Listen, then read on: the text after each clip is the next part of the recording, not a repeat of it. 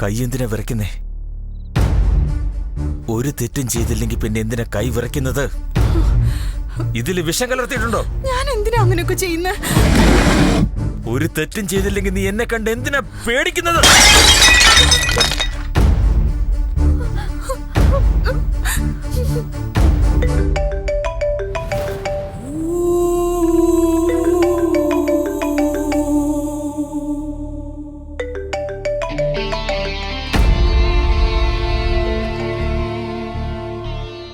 എന്താ സിദ്ധാർത്ഥ്, നിനക്ക് ഇതുവരെ ഭ്രാന്ത് പിടിച്ചില്ലേ? ജ്യൂസിലുള്ള എന്താണെന്നറിയില്ല, ഭക്ഷണത്തിൽ വിഷം കലർത്തിയിട്ടുണ്ടോന്ന് സംശയം. നിന്റെ ഡ്രൈവർ എന്റെ ആളാണെന്ന് കരുതി സെറ്റിൽ ആർട്ടിസ്റ്റുകളെ തല്ലുന്നു, ജോലിക്കാരോട് ദേഷ്യപ്പെടുന്നു.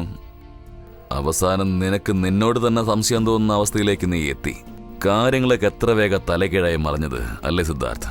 നമുക്ക് വേഗം കണ്ടുമുട്ടാം. Good night. സോറി സിദ്ധാർത്ഥ്, ഇനി അങ്ങോട്ട് നിനക്ക് ബാഡ് നൈറ്റുകളല്ലേ?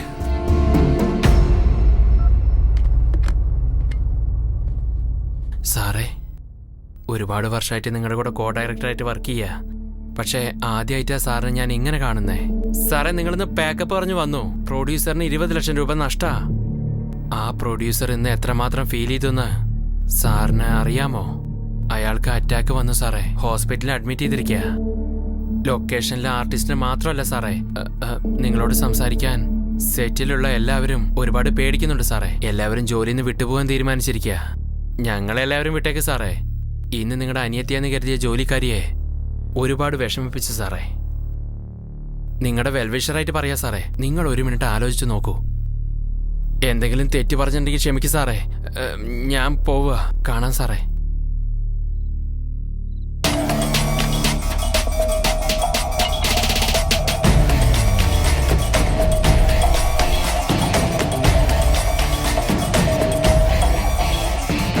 അവിടുന്ന് കാർ സ്റ്റാർട്ട് ചെയ്ത് ട്രാൻസ്ഫോർമർ വന്നിരിക്കണം. അതിൽ നിന്ന് തീപ്പൊരി വരുന്നത് കണ്ട് ജനങ്ങൾ പേടിച്ചോടണം. Okay okay. പക്ഷെ ആർക്കും ആപത്ത് സംഭവിക്കരുത്. ശരി sir.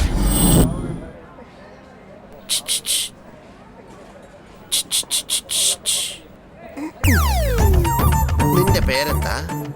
Vandana sir. Very good. Vandana, most intelligent girl.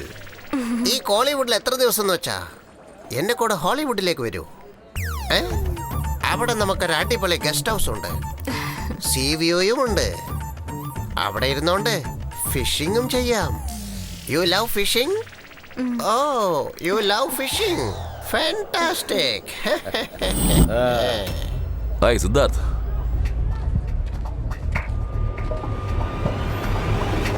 ഇവൻ ഫെറോഷ്യസ് ആയിട്ട് വരുമെന്ന് കരുതിയപ്പോ ഫ്രിഡ്ജിലുള്ള പെപ്സി പോലെ കൂളാണല്ലോ. നീ പോയി ഷോട്ട് റെഡിയാക്ക്. Okay right. Come on boys, come on.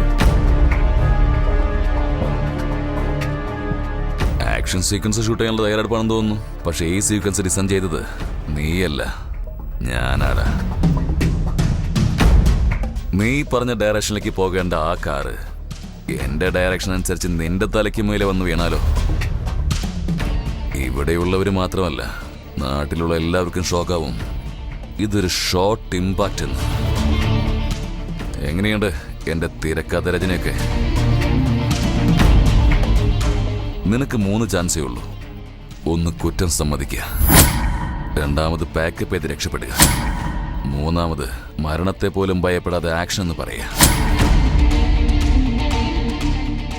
എന്റെ ഷോട്ടിന് ഞാൻ റെഡിയാ, അതുപോലെ നിന്റെ ഷോട്ടിന് നീ റെഡിയാവ്. All the best.